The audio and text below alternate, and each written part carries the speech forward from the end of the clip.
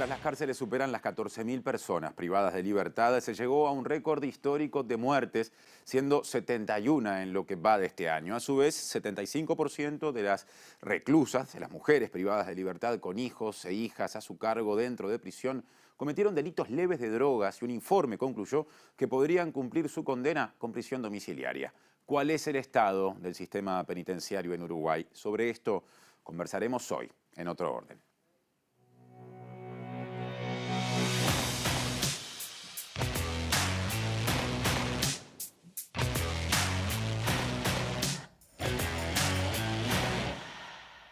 Buenas noches, gracias por estar. El comisionado parlamentario penitenciario, Juan Miguel Petit, va a ser parte de esta edición de En Otro Orden en un rato, a partir del segundo bloque, en entrevista mano a mano, para hablar justamente de los temas que se plantearon en la introducción, que hacen al contenido central del programa, pero el primer contenido, cambiando el orden habitual, de ahí también nuestro nombre, en este caso está relacionado al tema central porque Julieta Núñez Tomás a continuación hablará del microtráfico, que es uno de los fenómenos, por supuesto, no el único que incide en algunas de las situaciones que luego se aprecian en el sistema carcelario. Julieta, ¿cómo andás? Buenas noches. ¿Cómo estás, Martín? Hoy toca informe de arranque, ¿no? Microtráfico como tema, como gran tema. ¿Por dónde lo empezamos a abordar? Bueno, lo decías en el principio vos, en realidad, en lo que pudimos ver en la presentación, que es lo que está relacionado con el microtráfico, las mujeres y en especial las mujeres madres con hijos o embarazadas que aún no están con sus hijos, pero que sí están dentro de la prisión, dentro de la cárcel. Y es un tema que en realidad está recogiendo preocupación no solamente en la oposición, sino también en el oficialismo y no solo en el terreno político, sino en el terreno de los organismos internacionales que vienen alertando sobre esa situación, porque hubo un cambio en la normativa que puede haber llegado a afectar y sobre eso, para explicar un poco más, para profundizar, preparamos un informe como siempre también. Bien, ¿y cómo era justamente antes de que la normativa estuviera vigente? Lo sabremos en un ratito, ¿no? Nos paramos en el presente primero y ahí empieza a desarrollarse esta historia con el informe de Juli. Varios actores sociales e institucionales presentan preocupación por los efectos de nuevas disposiciones penales introducidas por la Ley de Urgente Consideración, LUC. En el capítulo 4 de la LUC, referido a la normativa sobre estupefacientes, se revive un artículo de una ley de 1974 que imponía una pena mínima de 4 años y una máxima de 15 cuando la venta o facilitación de la sustancia prohibida se haga dentro de un establecimiento carcelario. Este artículo había entrado en desuso en 1998, cuando se aprobó una nueva normativa sobre estupefacientes y se determinó el agravante del ingreso de droga a las cárceles sin fijar mínimos ni máximos. Esto permitía que los jueces y fiscales evaluaran la gravedad de cada caso para determinar la condena. Sin embargo, desde la aprobación de la LUC, los operadores judiciales no pueden realizar procesamientos por una pena menor de 4 años, que, además, debe ser cumplida en su totalidad en una cárcel. La LUC no permite que estos delitos puedan redimir la pena por estudio o trabajo. Tampoco se puede considerar si es la primera vez que la persona comete un delito, que usualmente baja la condena, ni acordar penas alternativas a la privación de libertad. Estos delitos son cometidos principalmente por mujeres, muchas veces mujeres con hijos o hijas a cargo, que llevan la droga a las cárceles para sus parejas o hijos, o que utilizan la venta en pequeñas cantidades para encontrar un modo de subsistencia para su familia. Este artículo, el 74, es uno de los 135 artículos que la campaña por el sí busca derogar en el referéndum de marzo de 2022. Esto ocurre ahora. ¿Cómo era antes de que la normativa mencionada estuviera vigente? Bueno, que esto haya cambiado en realidad no significa que antes no se pudiera encontrar penas tan grandes, pero por lo general lo que sucedía es cuando había esta entrada de cantidades tan pequeñas a las cárceles y por primera vez, cuando era un delito que se cometía por primera vez, se penaba con libertad bajo vigilancia o si había antecedentes podrían llegar a haber 20 meses de cárceles, por ejemplo. Pero no es únicamente el tema de la pena lo que cambia, sino también que antes los operadores judiciales tenían más margen para evaluar el caso a caso y poder decidir la gravedad del asunto, pero ahora no lo tienen y por eso están de alguna manera manifestando el interés de poder tener un poco más de margen para decidir y no tener una pena mínima tan elevada. ¿Qué datos hay de las mujeres actualmente privadas de libertad? Bueno, hay un informe de la oficina del Comisionado Parlamentario para la Situación Carcelaria, que es de octubre de 2021, y este informe, esta oficina explica que el monitoreo de las unidades penitenciarias femeninas indica que es necesario avanzar hacia otro modelo de atención, de asistencia y de rehabilitación para las mujeres, donde la perspectiva de género y los derechos humanos sigan avanzando. En términos de población, hablemos en términos de población, bueno, lo que dice este informe es que a septiembre de 2021 había 930 mujeres privadas de libertad, que en los últimos 12 meses del informe, es decir, de septiembre de 2020 a septiembre de 2021, la población privada de libertad creció un 9%, sin embargo, la población de mujeres creció en un 26%. Y en particular, decía también este informe, que las madres con hijos a cargo dentro de la cárcel o embarazadas que aún no están con sus hijos en las cárceles, pero que sí están embarazadas, hay 45 mujeres de las que tienen hijos y 5 que están embarazadas. También este informe hablaba sobre una de las cosas que mencionamos antes, que tiene que ver con la primariedad, es decir, que eran más de la mitad de las mujeres, y 54%, era la primera vez que cometían un delito, y además en general estos delitos que se pueden ver son delitos en los que no había mediación del uso de la violencia, o sea, no son delitos caracterizados por la violencia como lo pueden ser muchas veces cuando observamos la población masculina. Y lo que mencionabas al principio, además, ¿no? El tipo de delito. 74% de los delitos cometidos por estas mujeres, madres o embarazadas, son relacionados a estupefacientes, y algunos tienen que ver con estupefacientes y algún otro delito menor. Pero hay otra información, otro dato que no es tan cuantitativo, sino más cualitativo, que no está en este informe, pero sí está en un estudio que relevó Ana Viña, que estudia todos estos temas, y presentaba un estudio también que decía que la forma de atravesar las situaciones de dolor de las mujeres es diferente que la de los hombres, porque las mujeres desarrollan de modo más frecuente mecanismos vinculados a comportamientos autodestructivos y de internalización de la angustia. O sea que hay un montón de componentes que ya vamos a ir desentrañando a lo largo de este informe, que tienen que ver con el encarcelamiento de mujeres, y en particular mujeres que son madres, que viven con sus hijos ahí o que están embarazadas. ¿Hay algún artículo o un artículo en particular, el artículo 74, que le ha dado fuerza a algunos de los aspectos vinculados a la discusión en torno a las mujeres privadas de libertad y el vínculo con el tráfico de drogas o delitos leves vinculados a estupefacientes? ¿Cómo podemos resumir esa situación? Bueno, creo que hay un caso que es paradigmático cuando hablamos de esto, y que es un caso que salió a la luz porque lo publicó la periodista y editora de Búsqueda, Victoria Fernández, que es el caso de Donna Summer Fleitas, que es una mujer de 39 años que tiene 4 hijos, uno de 2, uno de 4, uno de 9 y uno de 16, que lo que hizo fue llevar 56 gramos de marihuana a las cárceles y fue condenada con 4 años de prisión, es decir, lo mínimo. Y creo que este caso, de alguna manera trasciende un poco por cuál es la situación, que ahora vamos a profundizar en la situación de ella y de sus hijos, pero también por la sentencia del juez que emite la condena, porque él mencionaba, lo escribió en la sentencia, que estaba de acuerdo con la opinión tanto de la oficina del comisionado parlamentario como de Ulises Unidos, que emitieron un escrito con su opinión, que decían que había que poner el foco en el impacto que el castigo penal tendría en sus hijos, y señalaban también la pertinencia de encontrar alternativas a la prisión cuando el interés superior del niño está en juego. Para conocer un poco más de este caso y cuáles son, de alguna manera, las características que nos llevan a presentarlo como un caso paradigmático de lo que está sucediendo hoy en día, es que hablamos con Victoria Fernández, periodista y editora de Búsqueda. Si te parece, compartimos esto. Ya vemos justamente el testimonio, el aporte de la colega que trabajó el tema y que gentilmente colaboró con En Otro Orden. En el caso de Donna se trataba de 56 gramos de marihuana. La marihuana es una droga que está legalizada en Uruguay, entonces tampoco era algo que se estaba, no eran grandes cantidades o que se estuviera tratando de vender, no era cocaína, era como un ingreso de una cantidad, no demasiado grande, a una cárcel para un consumo, en principio personal, de una pareja. Entonces, claro, como todos esos elementos, lo que me transmitía Donna, y que uno puede también ponerse en su lugar, es esta sorpresa primero, ¿no?, de cuando ella recibe la noticia de que había cometido un delito que se penaba con un mínimo de 4 años de cárcel, ¿no?, del desconcierto de no de no poder entender cómo era que había cometido un delito tan grave. Sobre todo también, y también basándome en la experiencia de Donna, está ese como dolor enorme del impacto que eso tiene para sus hijos. O sea, para ella como madre separarse de sus hijos y sobre todo a sus hijos. En el caso de Donna tiene 4 hijos,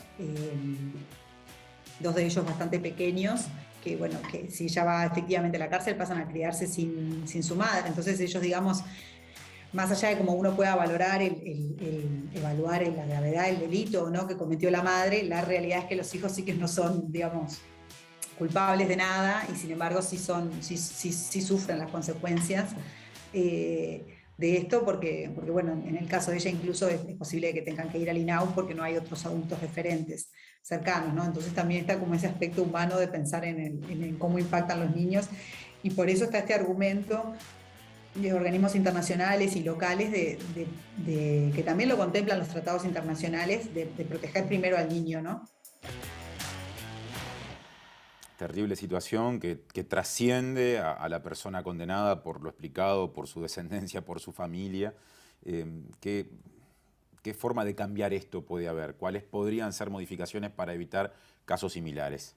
Bueno, una tiene que ver con la modificación de la normativa, ¿no? Poder bajar las penas o lo que sería mejor, dejar que los jueces evalúen la gravedad de cada caso, ¿no? Que tengan margen para decidir que en circunstancias como estas que estábamos viendo de Donna Summer Fleitas, que eran 56 gramos, bueno, no haya una pena mínima de 4 años, que puedan decidir sobre eso.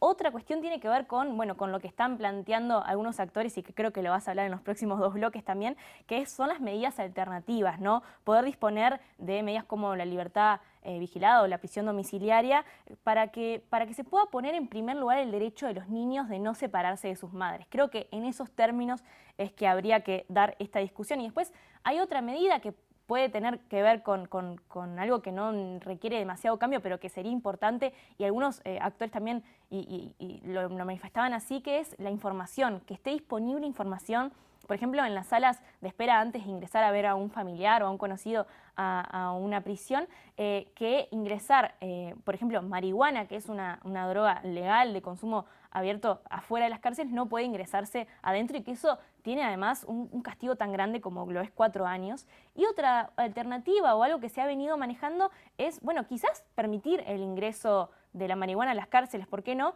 E incluso esto lo decía Daniel Radío en un programa de aquí de TV Ciudad, Relatos. Él decía que, bueno, que es un poco polémico, lo vamos a escuchar, pero que quizás haya que dejar entrar esto, la marihuana a las cárceles. Daniel Radío es el secretario general de la Secretaría Nacional de Drogas, que depende de Presidencia de la República, y se animó a hacer ese planteo. Con respecto al ingreso de sustancias en la prisión, está claro que dentro de las cárceles la gente puede fumar tabaco y no está autorizada a usar drogas ni a consumir alcohol. Bueno, yo me parece que no sería una idea descabellada empezar a preguntarse si de la misma manera que dejamos introducir tabaco para que los presos fumen, no habría que habilitar el ingreso de cannabis a las cárceles. Asumo que es una opinión polémica, que es discutible, pero en todo caso me parece que podría ayudar a combatir algunas de las afecciones de salud mental más prevalentes, como la ansiedad y la depresión.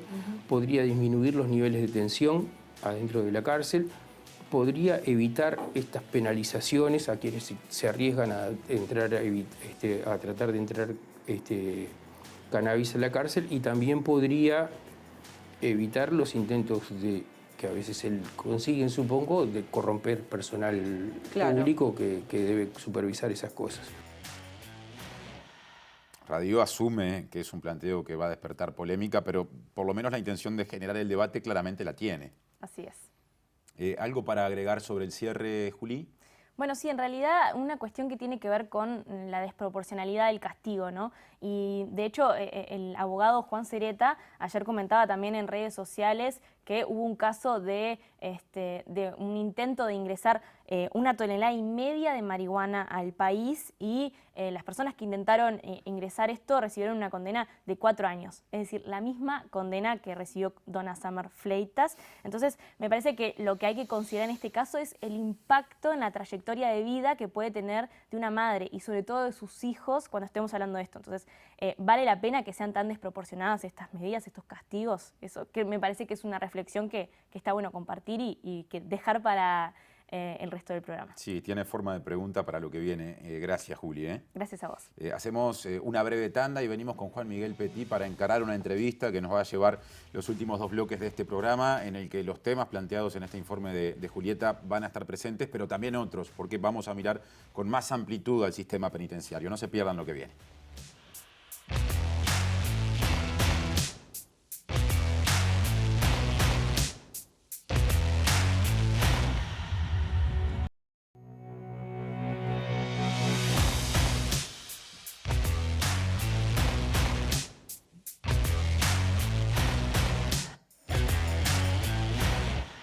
Este es el segundo bloque de En Otro Orden y estamos recibiendo a Juan Miguel Petit, el comisionado parlamentario para el sistema penitenciario, que nos acompaña para tener hoy un intercambio mano a mano. Aquí, desde este momento y hasta el final del programa correspondiente a este miércoles. Juan Miguel, gracias por estar en los estudios de TV Ciudad. Mucho gusto, gracias a ustedes por la invitación. Teníamos previsto empezar lo que empieza ahora esta entrevista con otros asuntos vinculados al sistema penitenciario, pero en realidad, hasta teniendo en cuenta el intercambio que se dio fuera de cámaras con Julieta cuando terminaba o después de la culminación de su informe, me interesa empezar pidiéndote una reflexión de lo expresado. Situaciones vinculadas al microtráfico de drogas que impactan en mucha gente, pero particularmente en mujeres, muchas veces parejas de hombres privados de libertad, que terminan en algunos casos, es paradigmático el caso de Donna Summer, esta mujer con hijos que termina recibiendo una condena de 4 años y algo más de privación de libertad, terminan entonces siendo castigadas de esa forma, con esa dureza ante situaciones que podríamos definir como delitos leves vinculados con estupefacientes o tráfico, microtráfico de hecho. ¿Qué opinión te merece eso? Hay un tema macro, que es cómo pueden llegar las políticas sociales a una cantidad de sectores sociales vulnerables, donde nacen muchos niños, donde se sostiene buena parte de la reposición demográfica del país, y que las estrategias de supervivencia vinculadas a la transgresión y sobre todo al microtráfico son una catapulta para salir a veces de problemas serios de subsistencia, ¿no? ¿Cómo se llega allí? Algo que tiene que ser como un puerta a puerta, que ya no alcanza el centro comunal, el programa barrial, el CAIF, etcétera. Es un gran desafío, no tengo la respuesta, tengo solamente la pregunta. Después sobre el caso y sobre estos casos, nosotros hemos trabajado muchísimo, como corresponde. Hicimos un informe en el cual revisamos todos los casos, carpeta por carpeta, de mujeres privadas de libertad con hijos a su cargo en establecimientos. Y como conclusión del informe, sí creo que hay, por un lado, veamos alguna señal positiva, que las hay, por suerte hay señales positivas en estos temas, y es que yo creo que hay preocupación y voluntad en todos los actores, legisladores de gobierno y de oposición, preocupación en supervisores judiciales, jueces, fiscales, defensores, y de buscar modalidades para tratar de evitar que la aplicación de una pena sea dañina y sea peor el remedio que la enfermedad. Eso va a llevar un tiempo, ahora estamos en el fin del año, pero creo que hay perspectiva de que eso se pueda cambiar. Y lo último es que ya hay una normativa, nos hemos presentado en varios casos, el artículo 228 del Código de Proceso Penal, que funciona con el 304 y el 305, que admite una cantidad de situaciones en las cuales circunstancias especiales, familiares o sociales de la persona, ameriten el aplazamiento del ingreso de prisión o su salida de prisión, lo cual le abre una válvula al sistema de justicia para que estos casos no vayan a la cárcel. Algunos casos se han aplicado así, ya hay alguna sentencia en el interior del país que hay jueces que han optado por esa situación, incorporando la normativa internacional de los derechos humanos. Vamos a seguir trabajando con el punto. Vamos a seguir trabajando. Ese artículo del Código Penal, si no me Código equivoco, de Proceso Penal. del CPP, sí, del Código del Proceso Penal, puede ser aplicado, es decir, hay espacio, por decirlo de algún modo, para su aplicación aún con la vigencia del artículo 75 de la Ley de Urgente Consideración, que es el que genera situaciones como la descrita por Julieta en el primer bloque. Sí, de hecho se ha hecho. De hecho hay conozco por lo menos conozco un caso en detalle, y por ese caso algunos más, de sentencias de jueces que hacen que cuando ven que esa mujer vulnerable, con hijos a cargo, que sus hijos van a tener un gran daño porque ella lo sostiene, que recurrió a una estrategia de supervivencia por la pobreza, por su vulnerabilidad, allí la pena realmente es algo muy negativo. Entonces se recurre a otras fórmulas, como puede ser la prisión domiciliaria, bueno, o el aplazamiento hasta que se vea si las circunstancias cambian o si se puede mejorar la situación de los hijos. Y bueno, es una medida que yo creo muy atinente, muy atinada y muy atendible para estos casos. Recién mencionaste que entendés que en el sistema político hay gente, por cómo lo planteás, intuyo que de distintas sensibilidades o ideologías, que tiene claro que aquí hay cosas para hacer para evitar este tipo de situaciones. Ahora, siendo el mencionado artículo 75 parte de una ley que seguramente en el primer trimestre, poquito más del año que viene, parcialmente se va a someter a referéndum, y con todo lo que pesa esa disputa política, ¿cuáles son los márgenes para buscar acuerdos? Bueno, yo creo que obviamente yo obviamente no voy a entrar en ningún tipo de discusión sobre esa ley, ni sobre si está buena la ley o si está bueno haber hecho el plebiscito. Son temas sobre los cuales yo tengo mis opiniones como ciudadano, en el bar de la esquina con mucho gusto, pero en mi mandato no va por ahí. Yo creo que hay algunos puntos que trascienden ese debate, y un país, como dice Gerardo Caetano, es lo que es, pero también es lo que sueña ser.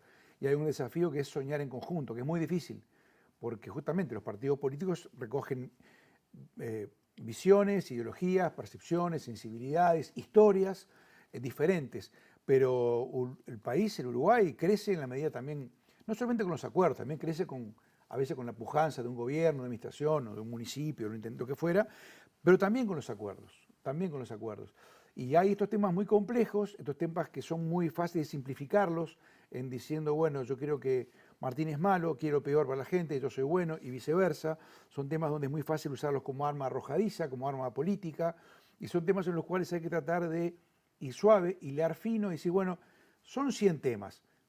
No es posible que no nos pongamos de acuerdo en 8, en 10 cosas. De los otros 90 vamos a discutir.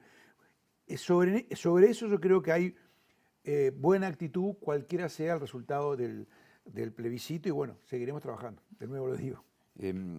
Las cifras de mujeres privadas de libertad, o la cifra, mejor dicho, cuando comenzó el actual periodo de gobierno, marzo de 2020, era de algo más de 600 mujeres en esa situación. A fines de septiembre de este año, un año y medio después, prácticamente, o redondeando, del inicio del gobierno, ya pasaban las 1000 situaciones, ya había más de 1000 casos, ¿no? Un aumento en el entorno del 60% a fines de septiembre. Estamos a mitad de noviembre, es posible que haya todavía un incremento mayor si se mantuvo ese ritmo.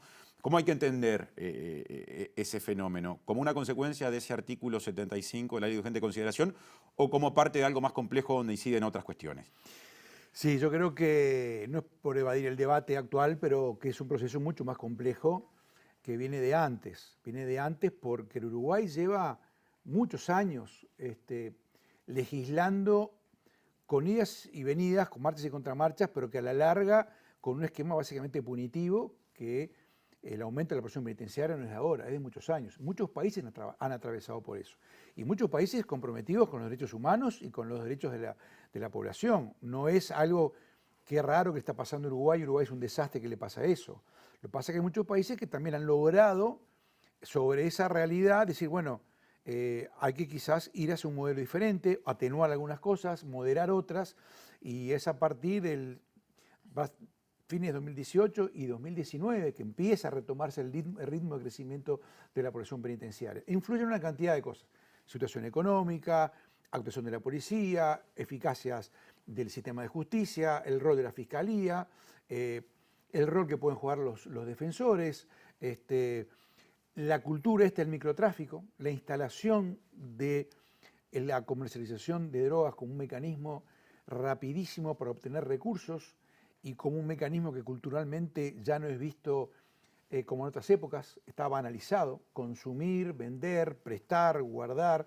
Eso es todo un problema. Es una competencia dura en la cual el Estado tiene que buscar nuevas fórmulas para competir con esa forma delictiva que está instalada y que le ofrece a mucha gente una alternativa.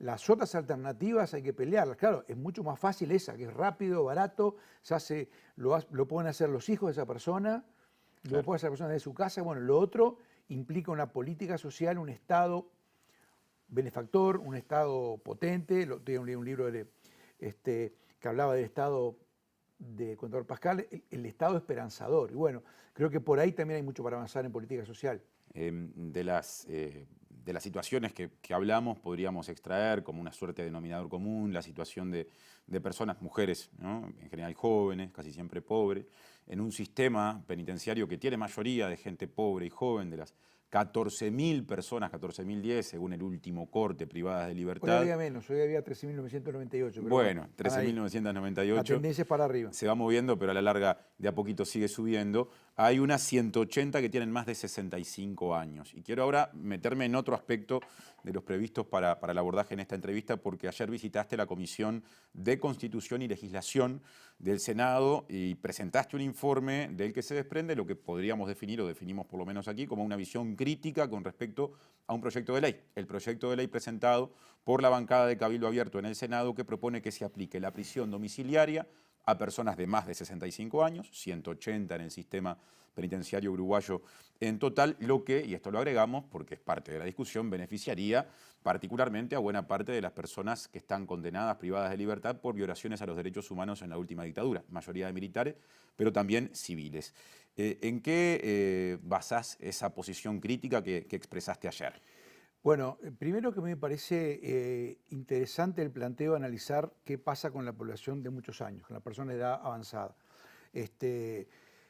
¿Cuál es la edad en la cual se empieza a considerar una persona vieja en la cárcel? Es muy difícil saberlo. La edad siempre es una arbitrariedad desde el punto de vista legal. ¿Por qué votar a los 18 y no a los 17 y 6 meses o a los 19? Hace poco leí un documento que hablaba hay técnicos que proponían la prohibición de venta callejera de alcohol para personas hasta 21 años. Es opinable.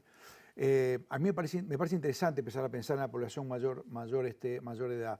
El proyecto, a mí lo que me parecía que no estaba bien es que propiciara un sistema que obligaba al juez, sin más trámite, como se dice, de manera preceptiva, de oficio, a aplicarlo a toda la población mayor de esa edad, de 65. Por eso me parece que el proyecto no era bueno de aceptarlo. Lo expliqué allí en la comisión. De ninguna manera traté de tomar a qué poblaciones refería.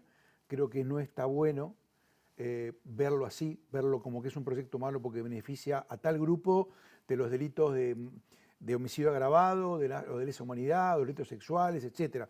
Creo que hay que ir de una mirada de derechos humanos, implica no mirar en eso, porque aparte no era un proyecto de amnistía ni impunidad. Las normas internacionales obligan al país a juzgar, a aplicar una pena, a resarcir a las víctimas, pero básicamente las normas nacionales se aplican igual y las normas nacionales también tienen la prisión domiciliaria.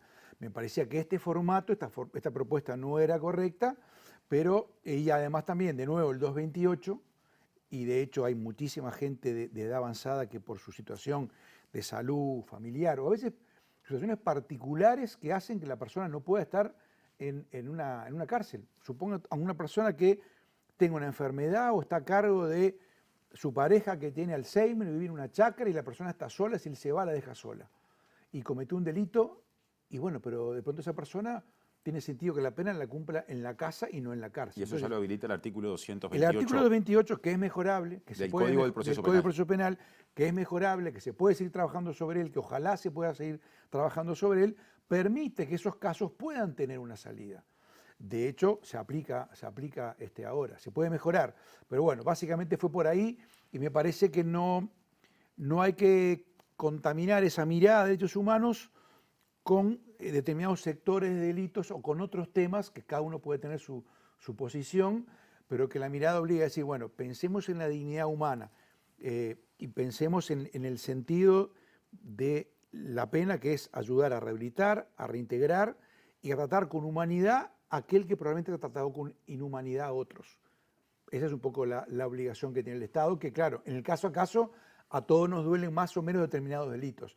hay que tratar de hacer el ejercicio de mirarlos a todos por igual. En la exposición de motivos del proyecto de ley presentado por la bancada de Cabildo Abierto, se establece que sería necesario llevar adelante este cambio para proteger la salud, integridad física y psicológica de personas de edad avanzada, catalogadas como de mayor riesgo por los organismos nacionales e internacionales. Y también se indica que la pandemia implica un riesgo mayor para las personas de avanzada edad, sean estas, las privadas de libertad, como quienes las visitan, y se amparan el informe del comisionado parlamentario, es decir, un informe suyo, o tuyo mejor dicho, al respecto. ¿Te parece atendible esto que aparece en la exposición de motivos? Lo que pasa es que ha cambiado el contexto. Nosotros abogamos por eso al inicio de la pandemia, hicimos un informe recogiendo documentos del Alto Comisionado de Derechos Humanos, de UNICEF, de Naciones Unidas, de organismos como Human Rights Watch, de Amnistía Internacional. Pero bueno, la pandemia ahora está en una situación controlada, pero de todas maneras, por eso nos parecía que esos fundamentos no eran sólidos.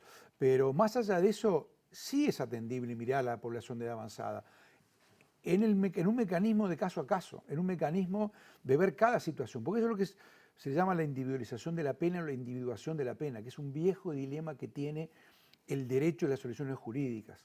Las situaciones de la realidad desbordan a las leyes, pero claro, las leyes son generales, entonces no pueden resolver el caso a caso. Para resolver el caso a caso tiene que haber justamente válvulas de compresión, válvulas para casos excepcionales, para casos singulares, como dice el 228 del Código de Proceso Penal, y por esa vía atender esas situaciones. Eso es lo que hace humano un sistema. Un sistema que sea igual para todo el mundo, ¿qué hace? Hace perder la diferencia, la diversidad y se come una cantidad de cosas. Te aplica una ley dura para todo el mundo igual y sin tener en cuenta el contexto. Uruguay tiene una larga tradición humanista con un derecho penal liberal que ha tratado justamente de tener en cuenta eso, con errores y con aciertos. Creo que hay que seguir en esa línea, capaz que de nuevo el 228 es un artículo que se puede mejorar, que se puede afinar, que se puede pensar en otras circunstancias, no solamente las mujeres con hijos a cargo, también hay hombres con hijos a cargo. También hay personas que de pronto tienen hijos con discapacidad, personas con discapacidad, y que ir a la prisión por determinado delito puede ser terrible para esos hijos que pueden terminar en una institución o pueden terminar abandonados. Ahora, en general es muy difícil resolverlo para todos los casos. Hay que ir al caso a caso para ver la situación, la trayectoria, el delito, el impacto que tuvo el delito, la situación de la persona, si estuvo preso, si no estuvo preso. Por eso hay que individualizar la pena con ese criterio humanista, que es complejo. Es complejo, muchas veces las sentencias de los jueces pueden ser polémicas, son fallos humanos con grandes aciertos y también con errores. Y también está la obligación nuestra de mirar eso con la perspectiva de decir, bueno, ¿cuál es la norma y cuál es el caso a caso? Para cerrar el bloque, ¿cuál es la situación en términos edilicios, de servicios, de presencia del sistema de salud o de acceso a la salud de la unidad número 8 de Domingo Arena, que es donde hay buena parte de las personas privadas de libertad por delitos cometidos en la última dictadura?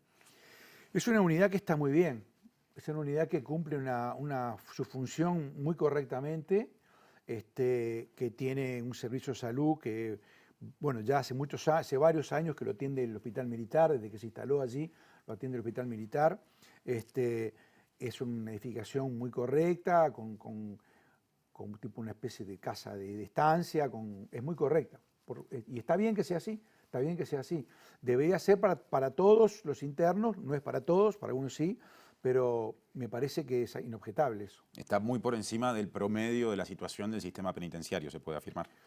Bueno, sí, por el tipo de población que tiene, de edad y el momento en que surgió, justamente con una población que iba a estar vinculada a ese tipo de delitos, sí, las condiciones de vida son, si vamos a buscar un promedio, hay también chacras que están muy bien en Uruguay, la chacra de Artigas, por ejemplo, hay cosas muy buenas en cárceles del interior, sobre todo la parte de chacra de las cárceles, pero sí, está muy bien, está bien. Ahora, y con esto vamos a la pausa.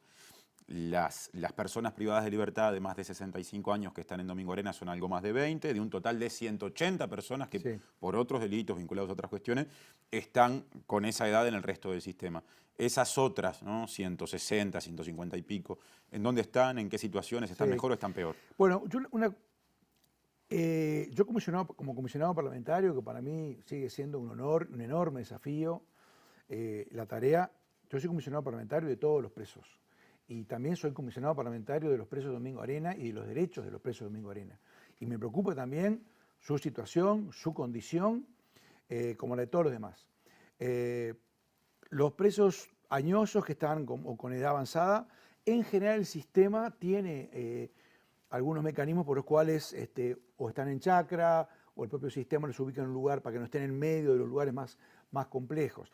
El planteo que se hizo ayer, bueno, no ayer, pero que yo estuve en la comisión ayer, de atender la situación de las personas mayores de edad, mayores de 65, pero también de 55, porque hay otra cosa que es muy clara, la cárcel hace envejecer muy rápido y yo también hago mi autocrítica.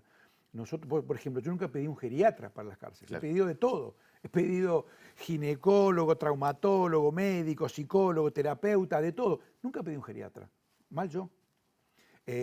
Porque esas personas de mucha edad, en un lugar que es básicamente para gente joven, pasan desapercibidas. No son un peligro, no son un riesgo, no agreden, están allí y se van desmotivando, se van deprimiendo, se van enfermando y están subdiagnosticados. Entonces, veamos también en este planteo esa mirada que yo creo que es rescatable. Y bueno, yo tomé nota de muchas de estas cosas, creo que con la población de edad avanzada hay mucho para hacer también. Hacemos una breve tanda y seguimos. Ya estamos, pausa mediante, con el último bloque de En Otro Orden, no se vayan.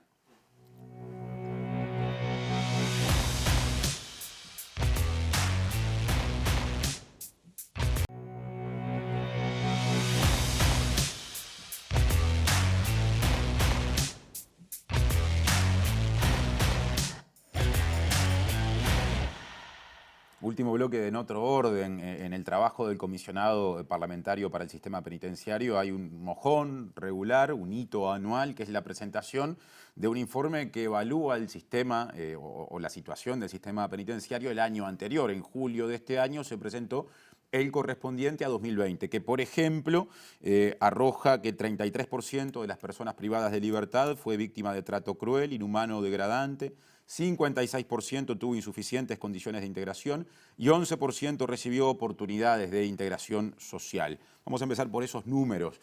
¿Qué quiere decir trato cruel, inhumano, degradante en términos de ejemplo? Porque se repite mucho, pero capaz que a veces no se entiende la multidimensionalidad de esos fenómenos. ¿Qué quiere decir lo de la categoría del medio, insuficientes condiciones de integración? Bueno, básicamente nosotros, de hecho hicimos un informe trabajando sobre qué entendemos por trato cruel, inhumano y degradante, y ahí llegamos a la conclusión del derecho al tratamiento.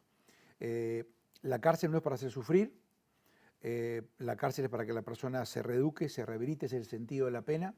Obviamente todos cuando sentimos el dolor de un delito, cualquiera sea, lo que nos sale a veces de adentro es el grito de a la cárcel. La evolución de la cárcel en la humanidad desde que se crea la cárcel es, bueno, eso hay que filtrarlo, el espíritu de poder que le sale a cualquiera de adentro, llamémosle, de venganza, de que el otro sienta el dolor que me infligió, etcétera, etcétera. El Estado lo tiene que filtrar para que esa persona pueda hacer rendición de cuentas, ser parte de un proceso de justicia, repararse, en lo posible reparar el daño. Hay muchos mecanismos de justicia reparatoria para que vuelva a la sociedad. Y eso requiere un tratamiento, como está recogido en los tratados internacionales. El tratamiento quiere decir que la persona pueda acceder a educación, salud, cultura, trabajo con sus adicciones, relación con la familia. De alguna manera, recomponer, si es el caso, su situación como persona, su dignidad. Que la dignidad es eso. La dignidad, lo que nos hace humanos es tener esos elementos. Como píxeles, nuestra imagen humana cada píxel es un poquito de eso. De cultura, de educación, de salud, de empleo, de relación con los demás, afecto, vida en familia, pareja, participación en la vida política, en la vida sindical, todo eso, tratar de que eso esté en la cárcel. Hay situaciones más graves, otras menos graves, pero básicamente es eso. Después están las condiciones que no son suficientes, cuando hay lugares que mejoran, hay lugares que mejoran mucho. Nosotros, por ejemplo, vimos un lugar, la cárcel de Tacuarembó, que estaba muy mal, ha mejorado muchísimo en el último año. El módulo 8 del CONCAR, que fue durante muchos años un ejemplo de algo que estaba muy mal, ha ido mejorando.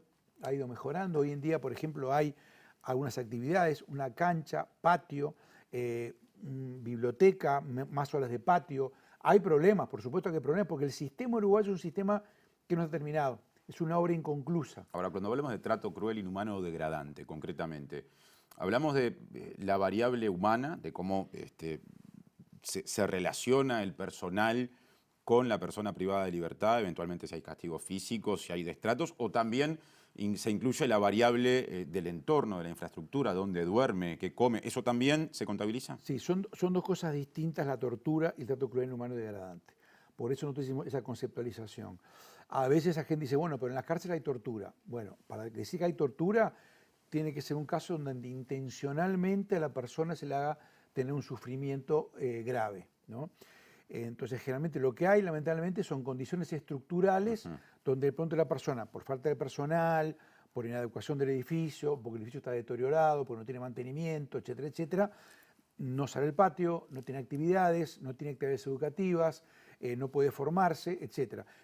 Puede haber muchos funcionarios, como ocurre, que también es un tema complejo para nosotros. Puede haber un lugar donde otro tipo, por ejemplo, por decir algo, el módulo 11, que es un lugar que está dentro que ponemos en rojo, trato cruel, inhumano, degradante. Eso es Santiago Vázquez. En el CONCAN, en Santiago Vázquez. Allí hay un grupo de unos 20 y pico funcionarios, sobre todo operadores, pero también policías, que hacen un trabajo denodado. Han hecho, por ejemplo, hicieron una campaña de abrigo en invierno, organizaron una biblioteca ambulante, hicieron mecanismos para llegar a la población que no tenía visita. Ahora, de todas maneras, faltan recursos para decir, bueno, cambia el contexto, hay un horario regular de patio, baja la violencia. Ahora, ¿eso es política pública o es voluntarismo de ese grupo de funcionarios y funcionarios? Claro, ahí lo que está faltando es tener un modelo instalado que uno puede decir, bueno, esto funciona más allá que esté Martín, Luisa o Susana. Entonces, por eso te decía, tenemos un modelo que no está terminado. Y para terminarlo yo creo que se requiere, obviamente, política fuerte de parte del Ejecutivo, participación del Poder Judicial. Esto no es un tema solamente, no es un tema de partidos, no es un tema de administraciones, ni siquiera es un tema de poderes, por eso es complejo instalarlo. El Poder Judicial tiene mucho para hacer. La defensa pública es clave y los recursos que tiene la defensa pública son absolutamente insuficientes. Es dramática la falta de recursos que tiene la defensa pública. Eso es el Poder Judicial. El Poder Judicial tiene un rol muy importante para jugar allí. El legislativo es la caja de resonancia de los recursos, de cómo se disponen los recursos en la ley de presupuesto, en las rendiciones de cuentas. Yo creo que cuando hubo un acuerdo en el 2010 o 2011 para iniciar la reforma penitenciaria, un acuerdo de gobierno y oposición de la época. Ahora se dio vuelta el mostrador, pero ese acuerdo, y quien estaba en el gobierno está en la oposición, y quien está en la oposición estaba en el gobierno. Esos acuerdos ayudan. ¿Por qué? Porque si tú eres ministro de Economía, a ti te influye que te digan, no, mire, ministro, este planteo lo respaldan todos los partidos del Parlamento, lo apoya también el ministro tal y cual, el ministro de tal ramo, ministro del Interior, ministro de ministro de Salud Pública, ACE, el Ministerio de Desarrollo Social, pero también está el Parlamento atrás, y el Poder Judicial también está pidiendo, porque el Poder Judicial, yo creo que es muy importante escuchar la voz del Poder Judicial en estos temas, porque realmente el responsable fundamental de la persona privada de libertad no es ni la policía, ni el INR, el Ministerio del Interior, ni ACE. Es el Poder Judicial. Bueno, me quiero detener en ese punto, porque en las últimas horas han sido noticias casos de muertes dentro del sistema penitenciario. Siempre lo son, pero la cuestión es que el número en los últimos años ha ido elevándose, ¿no?, anualmente. Esta semana, tras un suicidio en el módulo 2 de la unidad de Santiago Vázquez, algunos medios informaron de 70 muertes. En las últimas horas, el ministro del Interior, Luis Alberto Heber, habló de 71, por todo concepto en lo que va del año. Todavía no cerramos el 11º mes, falta un mes y algo para el final. Esto, desglosándolo, da cuenta de por lo menos hasta los 70 casos primeros, 17 homicidios en lo que va del año, 13 suicidios, 30 muertes naturales o por enfermedad y 10 dudosas, situaciones que supongo yo no se han esclarecido. En 2020 el total había sido de 48 y en 2019 de 31. O sea, hay también allí un aumento año a año. ¿A qué se debe? Bueno, es un tema muy delicado y a mí no me gusta usar las muertes, no me parece que está bueno tirar las muertes encima de nadie en ninguna circunstancia. Sí me parece ponerlas en la agenda para estudiarlas, hacernos preguntas que nos desafíen, que nos reclamen soluciones, porque detrás de cada uno de esos números hay historias que es importante atender y pensar con las películas atrás qué cosas fallaron y qué se pudo haber hecho. Y muchas veces eso implica ir hasta la crianza de esas personas y encontrar, bueno, desde la primera infancia, salud mental, la comunidad, los servicios sociales en la comunidad, los primeros delitos de menor, las transgresiones, etcétera, etcétera. ¿Se pudo haber evitado ese proceso? No lo sabemos, pero pensar en clave de política social y derechos humanos está justamente en buscar soluciones para eso. Son números que dan para pensar. Hoy en la Comisión de Seguimiento Carcelario, yo no estuve, estuvo el Ministro del Interior, hubo ahí un ping-pong con legisladores y con el Ministro. Me parece que es interesante ver las cosas que se plantearon de los dos lados.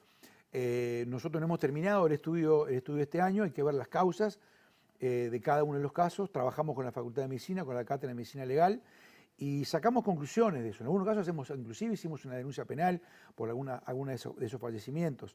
Creo que hay que analizarlos con delicadeza. El Estado obviamente es responsable de lo que ocurre de las muertes, y aún las muertes por salud deben dar lugar a investigaciones, a sacar conclusiones, a estar seguros de que fueron muertes con no hubo factores externos, que no hubo omisiones, que no hubo delitos. Y es todo un ejercicio importante para hacer también a nivel forense. De 2019 a 2020, si uno compara, volviendo al comienzo de este bloque, la cantidad de gente que ha sufrido situaciones de trato cruel, inhumano, degradante, la que sin llegar a ese extremo está en la categoría del medio, que no es lo óptimo. Bueno, en esas dos categorías se ha aumentado la cantidad de gente en esa situación.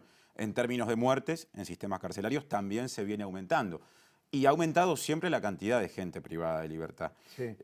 Da la impresión de que una cosa lleva de la mano a la otra, de que la superpoblación o el aumento en la población va de la mano con estos fenómenos. ¿Está bien sacar esa conclusión? Yo creo que el aumento de la población sí, porque había un aumento de la población, de nuevo, fruto de causas muy complejas, y obviamente el sistema no ha crecido porque no puede crecer con la misma rapidez, porque hacer edificios pues lleva tiempo, contratar personal lleva tiempo, y ya se estaba arrancando de muy abajo. Y acá, claro, tenemos una peculiaridad. De un año a otro también cambió la administración. Entonces, obviamente, cada uno trata en el Parlamento, cada bancada trata de decir, bueno, estamos mejor, estamos peor, esto porque estaba mal antes, está mejor ahora. No me corresponde a mí entrar en esas valoraciones. Sí tratar de ver la continuidad y generar continuidades de lo positivo. ¿Ha habido aumento de la población? Yo creo que con un sistema penitenciario tan grande es imposible financiarlo, y por lo tanto es imposible tener alternativas de tratamiento. Nosotros hicimos un planteo que apunta justamente a reducir el sistema, pero no achicándolo con masazos o con liberación de presos o evitando que la justicia actúe. Básicamente es una terapéutica que se ha aplicado en muchos países, que es básicamente fortalecer las medidas alternativas, que haya medidas alternativas. Tenemos, por ejemplo, más de 200 personas privadas de libertad por tentativa de hurto. Tenemos personas que van a la cárcel por 4 meses, 3 meses, que no van a acceder a actividades porque las actividades en la cárcel están básicamente para las personas que tienen penas más largas. No hay recursos por ejemplo, cursos cortos para personas que van a estar muy poco tiempo. Entonces es inútil esa pena, absolutamente inútil. Entonces, fortalecer ese filtro para que le ha cometido un delito que realmente le impida estar circulando por la vía pública. Ahora, ¿hay clima político para fortalecer esa estrategia de penas alternativas? Bueno, yo creo que está en la agenda, está arriba de la mesa. Empieza a haber algunas señales. Si me vas a decir, te diría que hace 6 meses era más difícil que ahora. Hoy empieza a haber algunas señales positivas. ¿Cuáles, por ejemplo? Bueno, yo he tenido diálogos, por ejemplo, con el INR, que en la parte del personal se va a buscar reforzar la cantidad de técnicos para medidas alternativas. La presencia de medidas alternativas requiere dotar de personal técnico todos los departamentos del interior del país, en esa oficina que se llama la Oficina de Seguimiento y Libertad Asistida, que requiere muchos técnicos. Yo quisiera que el ritmo fuera más rápido. Ahora, ¿alcanza con incorporar técnicos y técnicas para eso? ¿O hay también que realizar modificaciones legales para que cuando una persona es condenada exista un menú de medidas alternativas que hoy no existe? Probablemente las dos cosas. Pero por eso hay cosas que se pueden hacer mediante temas legislativos, pero hay muchas cosas que ya están previstas en las leyes porque por algo hay más de 10.000 personas con medidas alternativas. Y falta conocer mucho esa población. Entonces era, para terminar la terapéutica, eran medidas alternativas por un lado, fortalecer la presencia de la salud, con atención a las adicciones y atención a la salud mental. Hay señales positivas de ACE. A mí me alegró muchísimo, yo diría que me emocionó ver entrar a los módulos del CONCAR, de cárcel de Canelones, etcétera, mucha gente de túnica, enfermeros y médicos, a ver presos uno por uno. Está muy bien eso, está muy bien, eso hay que aplaudirlo. Eso es una cosa muy, muy buena. ¿Es el final del camino? ¿Está todo bien? ¿Está todo hecho? No, pero es una cosa muy buena.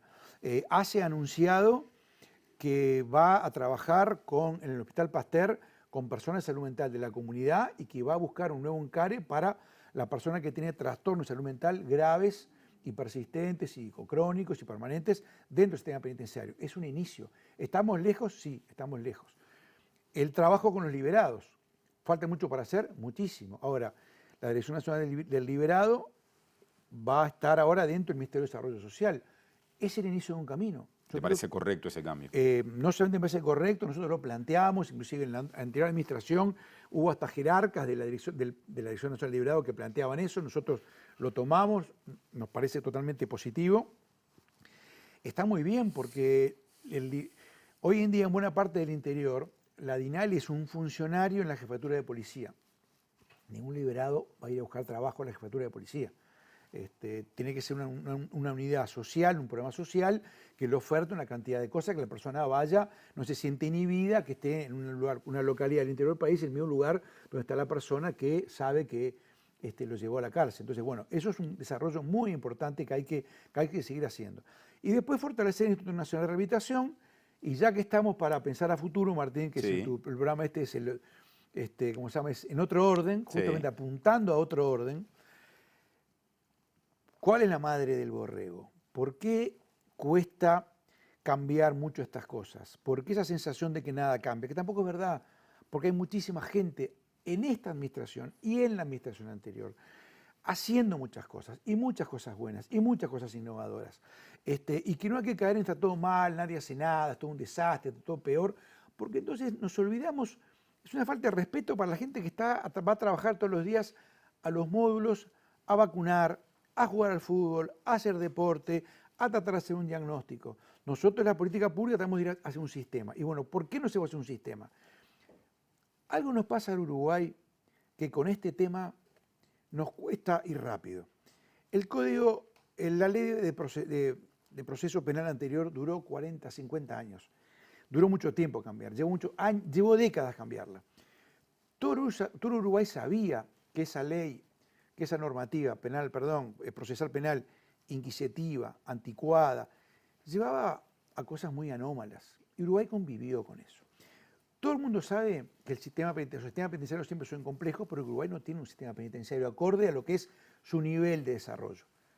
En Uruguay no puede ser que el reclamo sea salir al patio. No puede ser. El reclamo en Uruguay, ojo, pero esto no es invento del 2021.